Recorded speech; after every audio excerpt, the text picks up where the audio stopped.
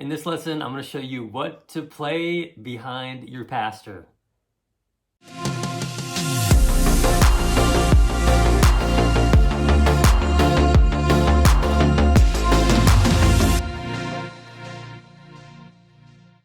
All right, so I'm going to show you what you can play behind your pastor or whoever's speaking into a moment in your church service. So this usually happens in one of two places in the service.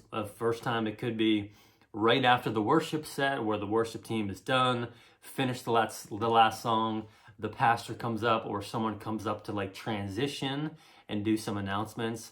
The other time it happens is usually at the end of the actual message.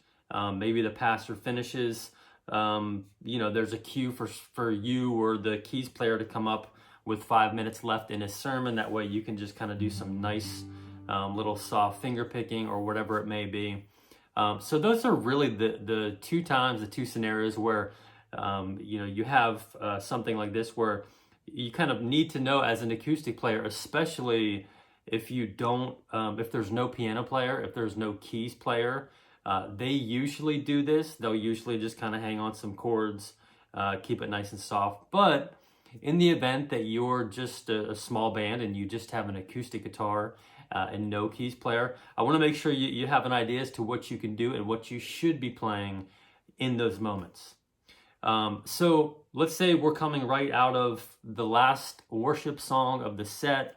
Let's say the song is How Great Is Our God?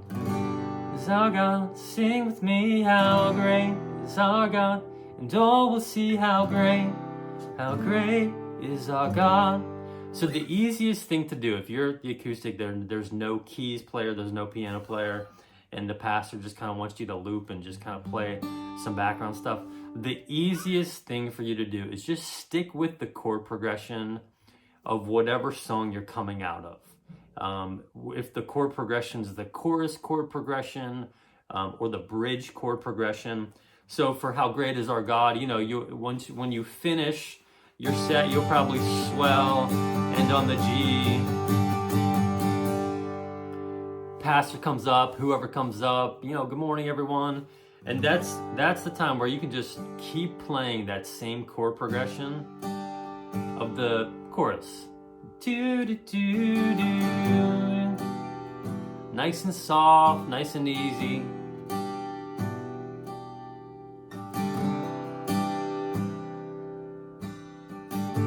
So that's usually the easiest and most natural thing to do. There's no need to really switch chord progressions, switch into a different key. Just keep it simple, right? Just play like a chord progression coming out of that last song. That would be the easiest thing for you to do. And then you have, a couple of options. I mean, you could finger pick that kind of behind that chord progression behind the pastor or whoever's doing the announcements, or you could just do some light strumming. So, the most important thing is we don't want to be, if it's you on the acoustic, we don't want to be making a scene. We just want to be back there providing some nice, soft, soothing chords, soothing notes, and we don't need to be doing anything flashy. So if you're not super good at finger picking yet, I would say that's not the place to experiment with different finger picking patterns and okay, I want to see if I can actually finger pick this chord progression in church Sunday when the pastor's up there. That's not the most opportune time, not the best time to be doing that. So if you are newer at finger picking, you're not very good at it, I would stay away from that and just do some really nice strumming. Soft, you're not going to do a full strum pattern, rhythm strum pattern. It's just going to be... And if you get confused where you're going, just sing the melody in your head. Do, do, do, do. Do, do, do, do, do.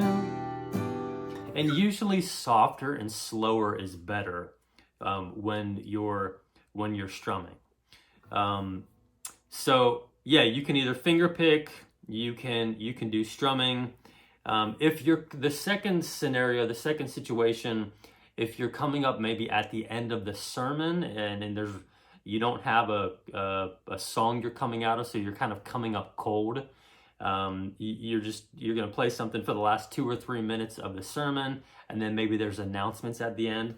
This, you could do the same thing. Pick a chord progression from a song you're really familiar with, Waymaker. Do, do, do, do, do, do. Do, do, do. You could do How Great Is Our God. Or if you want to just pick any chord progression, that's 4 chords.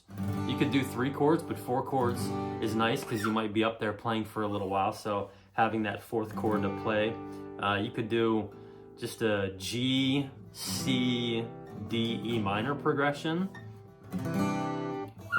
So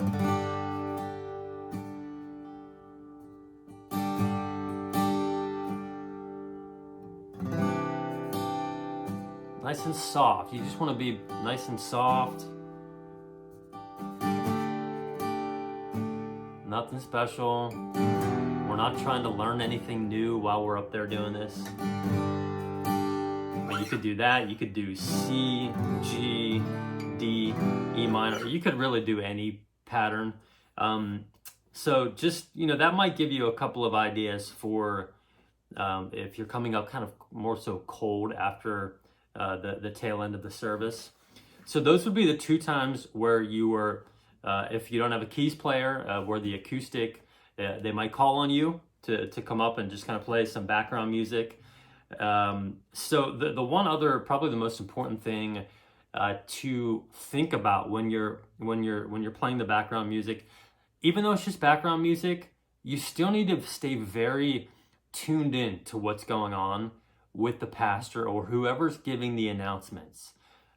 They might be stepping into a big, powerful moment, like they're speaking into something, they're speaking over the church. You can hear the authority in their voice just raise, and they're speaking with more authority, they're speaking louder.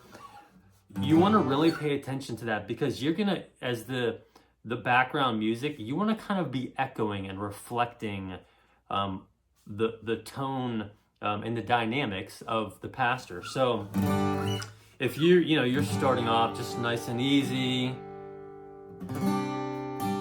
and then the pastor's stepping into a moment, he's raising his voice, he's really getting into it, you might just add some louder strums.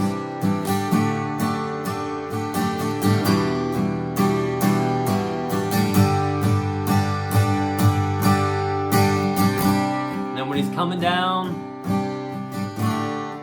you come down too. So you don't want to be at a 10 if he or she's at like a 2, and when they're at a 9 or a 10, you don't want to be at like a just a 1 or 2, just sitting here strumming chords. So just really remember, you're kind of you're adding small dynamics, you're doing small builds to reflect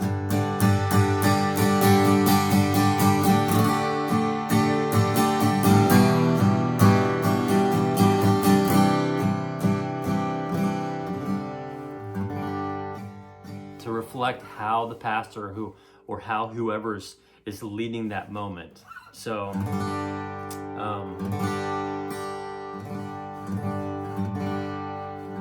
so those would be just a couple of things I would definitely recommend you do. And then just also very practically and personally speaking, these are really, these are great opportunities for you to get into the presence of God when you're at home, or if you're just practicing for the worship set. You can just play on those chords, that chord progression of How Great Is Our God. Just you can finger pick that, and just it's really good just for your own personal time of worship with the Lord.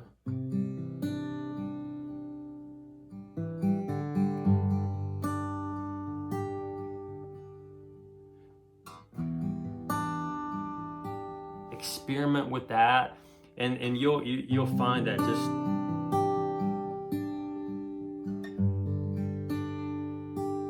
you never know. You might just like end up writing a song. You might be in a moment of just spontaneous worship at your house, or you're just practicing, and you're just, singing to the Lord, and you come up with a melody or you come up with a song. So those moments are very similar to what you're going to be doing, playing behind a pastor or somebody giving the announcements. So anyways, I hope that helps you out. If you have any questions, definitely let me know. Leave a comment. But most importantly, when in doubt, keep it simple.